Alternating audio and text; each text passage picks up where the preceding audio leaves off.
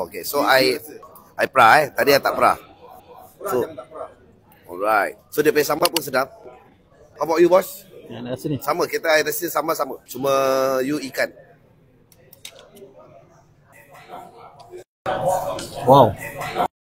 Yes. Okay. Kalau I nak cakap sedap, you tak percaya. Pasal you akan kata, oh kita bias. Try it for yourself.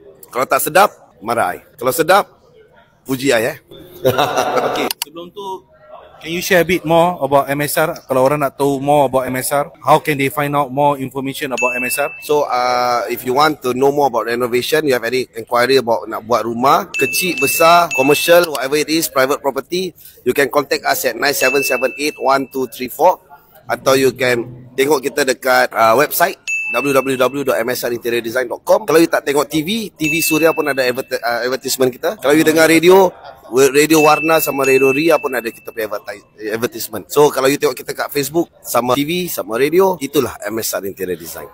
We create ideas to reality. Wow.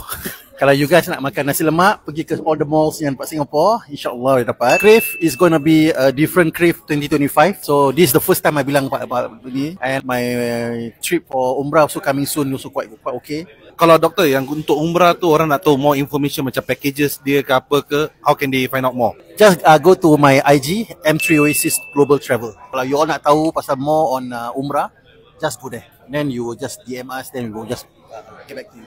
Macam ada benda nak share last. Itu ayam dia besar. Kadang saya tak boleh habis. Tapi insyaAllah I try. Tapi ayam dia very big. The portion is good.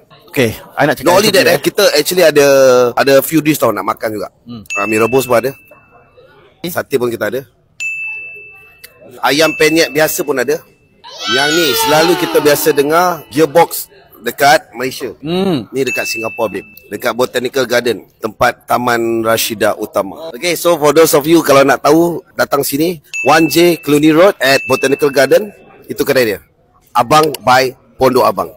Hashtag Sedap Gills. Actually, one final words of wisdom. What would you say to aspiring entrepreneurs?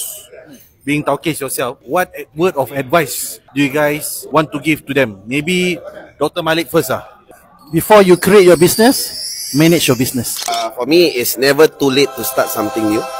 So, but then when you start, do not look back. You have to keep moving forward. Majulah Singapura. So there you go, guys. A very good closing. Very patriotic. So, drop by to 1J Cluny. Taste for yourself our heritage food since 1990. Thank you, guys. Order now. www.pondokabang.com.